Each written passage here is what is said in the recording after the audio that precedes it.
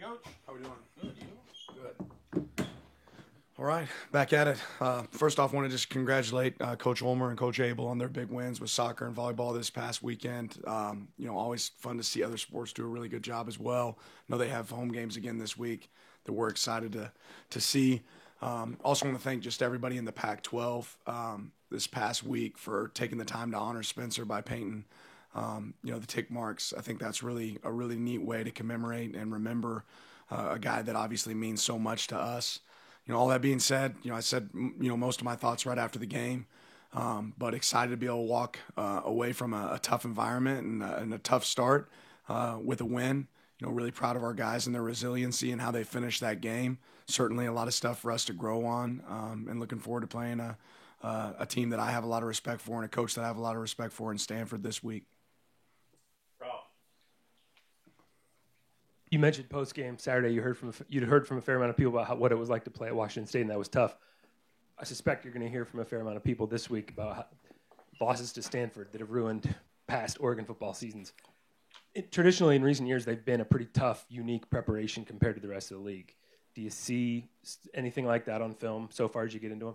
Yeah, they are certainly different. They have their own footprint, and they're a different team to prepare for. And some of the packaging and personnel groups you have to get ready for.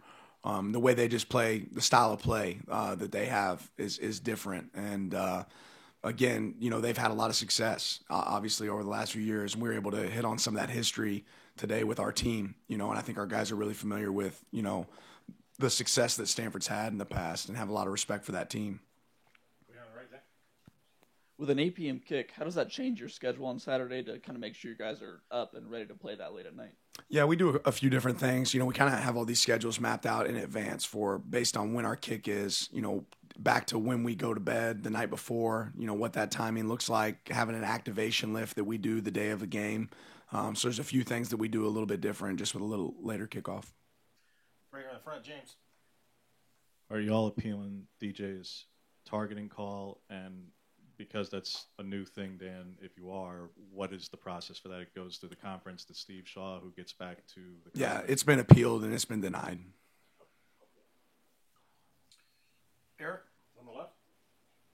Talked a little bit about Stanford already, but it's a pretty veteran defense. I think their top 7 tacklers have like 4 or 5 years of experience each. Does that come across on film? Kind of what do you see from that unit?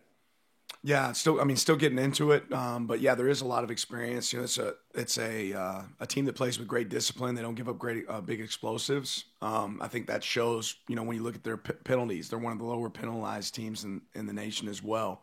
But yeah, there's some experience that certainly shows up, and you can see it on film.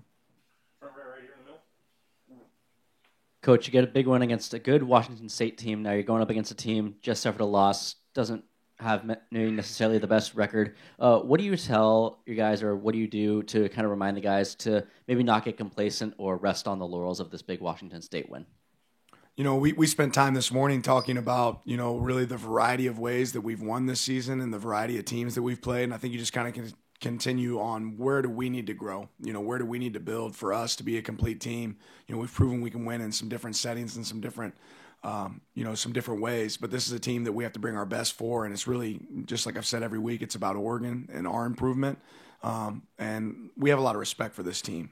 This team, shortened our season last year, or at least didn't, some of the guys in our room, they still have a bad taste in their mouth, from playing these guys before, so that's not far from their minds, and playing to our best is, so that's really what we focus on. Just defensively, what do you see out of the Stanford front and just the challenges that they may present for you guys? Yeah, just what they're a well-coached team. In the past, obviously Stanford's been a 3-4 team. You see more 4 down now than you have maybe in the past. That being said, well-coached, they understand their assignment. They play assignment football, and they can create some negative plays with the way they play. All right, Zach. A couple of weeks ago, you talked about wanting to coach better during shout and potentially, telling players when or when they shouldn't celebrate during shout. Have you had that conversation with players, or really set any parameters for what you want to see during that period? We talked to our team about it. I think they have an understanding of our expectation. James, front left. Talked a little last week about Bo's situational improvements, particularly on third down. He does it again, and in the fourth quarter, which was another situational split that was in conversations you guys had and reviewing and assessing that. who is involved in that process? Like I'm getting at who deserves all the credit for this? Is this you and Kenny? Is it working with the guys at QB Country? Kenny and I didn't play a single snap on Saturday, right? And Bo deserves credit for the way he performed. Our players deserve credit for the way that they perform in games. You know, he performed well. Does he have to take coaching? Does he have to grow and improve? Absolutely, but he's done that, and he did what he needed to do in the game on Saturday. You know, I promise you there's plays he wants back too, right? But I didn't play a single snap, and neither did Coach Dillingham. Does that mean he was well prepared? Absolutely, he was. But he put in the work to be well prepared. Back left, Art. Dan, you pick up your first conference road win, a game where your backs were against the wall and you had to make plays late. Do you feel like you learned more about your team in a game like that than maybe you did in the first 3 games of the season? I don't know. I think each game that we've walked away from, I feel like I've learned something unique in each one. You know, obviously this is that game to me was our DNA trade game. You know, we had to go out there and play a team in a rough situation where we had to really show some resiliency, and there was moments of sacrifice and growth and toughness, and all those things really showed up. The things that we talk about, connection, all those things really showed up in that game for us. I think you saw it firsthand as it played out, and I'm sure there was a lot of people that didn't really believe there at the end of the game, but I don't think there was ever an ounce of doubt on our sideline, which I certainly appreciated because we needed all hands on deck. But we learned a lot from it. I think we've learned a lot from each game we've played in this year. Middle left, Eric. I think after George, you talked about communication on the field, and it looks like you guys got caught one time looking to the sideline. Can you walk us through what happened there, maybe ways this week to work on that? Yeah, it's a trick play, you know, where they're basically checking to see if we're checking. You know, at times if offense changes their call and you don't change your call defensively, they can catch what you're in. They tried to simulate like they were changing their call offensively, and then they didn't snap the ball. And we can coach that better and do a better job of that on our sideline, and we will. We'll coach it better. Certainly a way you don't want to give a big play, and something for us to learn from as a team. James. The throw from Bo to Bucky on 4th and 2 gets kind of lost in so many of the things that happen after it, but without it, none of those things probably occur. In rewatching it, your assessment of that play on both ends, it's a heck of a throw, and obviously Bucky's catch as well when there's not a lot of room for him to maneuver and make that catch. Yeah, that's good players making good plays there. You're 100% right. When it does get a little bit overshadowed, I mean, that game's a completely different game if that 4th down doesn't get converted, right? And that's an extended play. It didn't happen clean like you anticipated happening when you call the play. But 2 guys did a great job of making a play there, and as well as the protection up front and other guys within the sequence of the play doing their job really made all those things work. Coach, you probably had a lot of energy in the locker room and then coming back here and in practice today. How do you kind of control that energy so it's more productive as opposed to, say, like wasteful energy, like guys just kind of just messing around in practice or just like kind of burning through the energy that they could use for the game? We don't mess around much. We just kind of work. And energy is a good thing, right? You need energy to be successful. So we just try to focus on the things that matter and put our energy towards that. Back left, Trevor. Red zone efficiency was something that hampered you guys really in the first half, especially. What conversations are you having right now as you head into this week of practice? Are you already practicing? But what kind of conversations are you having about cleaning that up? We worked red area today, right? So it doesn't take long. I mean, I think one of the things that this team's shown is if there's something that we're not doing well, we're going to work on it and work on ways to improve it. And we focused on it. We talked about it as a staff yesterday and ways that we can be better there, and we'll continue to do the same. But we focused on it in practice today, and now it's got to show up on the field. We got to do that in practice first before we expect to have the results we want on game day. Back right, Matt.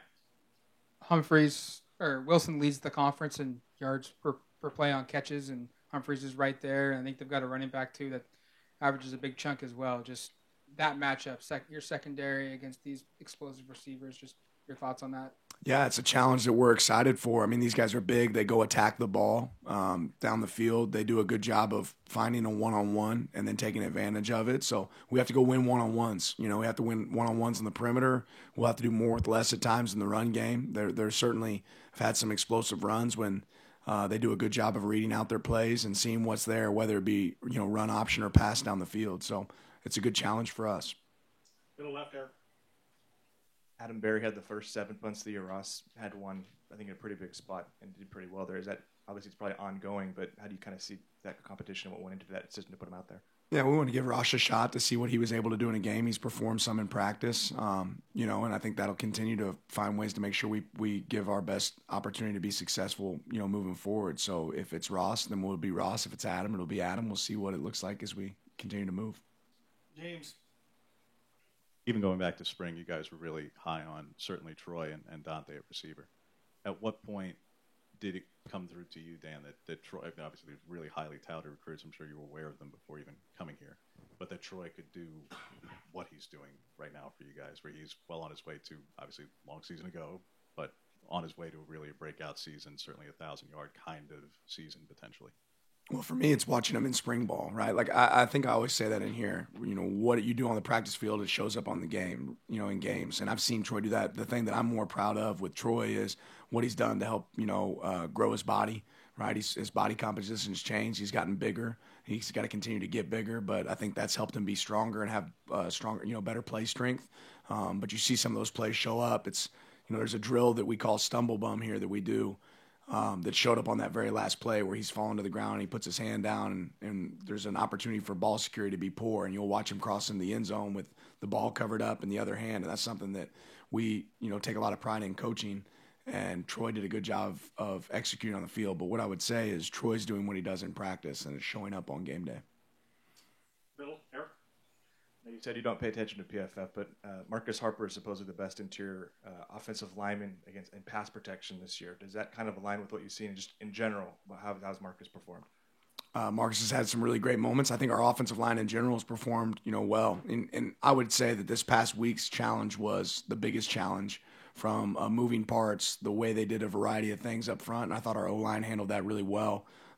Like I'll probably say every time anybody asks me a question, I think Marcus has other stuff he can get better at too. Back right, Matt. Taking at receiver, obviously Franklin's been the big play guy for you, but can you maybe just speak to the play that Chase has given you? I think he's having a career year, and he's made some big catches in some critical moments on third down or just late in drives like at Washington State. Yeah, Chase has just proven to be trustworthy, right? And we knew that coming in that he was trustworthy, but he's all about the team. And when the ball comes his way, he's done a good job of making the play, right? But he's very reliable, and I think that shows up consistently from him and his play. All right, Jared. Other than Josh getting in a couple of those jumbo packages, I think you guys' 5 starting offensive linemen played every snap. Was that by design, or was that? I don't think that's the case. Yeah, you might go back and check. There's some other guys that played. Going back to PFF snap counts, it said they played all 79 or whatever. Just go watch the game tape, then I guess PFF snaps wrong. I don't know who does that. Some guy sitting in his basement is tallying it up wrong. I know JPJ played it as well. We had several.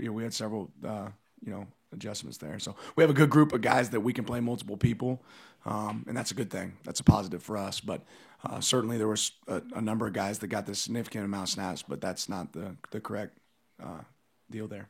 James. Couple updates in terms of personnel, Dan. Since Byron's missed a couple of weeks, just how close is he to returning? We haven't seen a lot of Caleb Chapman just yet. We saw him late, I think, on either BYU or Eastern. And with Stephen Jones, is that kind of a post-bye week thing? Is that a longer term for him? But those are the not sharing anything on Stephen. Continue to evaluate, where we're at on Byron again when he's able to do everything in practice and we feel comfortable about his health. Then he'll definitely be a guy that I think can help us and contribute for us. Chap, I think, is close to being able to, be able to make some significant help us, out there on the field. He's certainly healthier now than he has been. So his role can grow if he's able to get it done in practice for us. Eric, on the left. In some of those early red zone spots, we saw tight ends targeted on screens. I'm just curious on why those matchups seem favorable for you guys. Just ultimately, I think you're talking about some of our read zone blocking plays. We thought our numbers count was going to look a certain way, and I think you'll see on the 2-point conversion it was a similar play call, but that turned into a block, right, where T. Ferg actually turned in block and Bo was able to run it in. So it's it's a call that has multiple options, and based on numbers count, it can go outside to the tight end on a screen, or it can be a quarterback pull where he can actually run the ball. And just felt like that'd be advantageous for us based off the bigger personnel group that we were using there, getting the ball out in space and not always running the ball when we're in that big personnel grouping. Back right, Matt.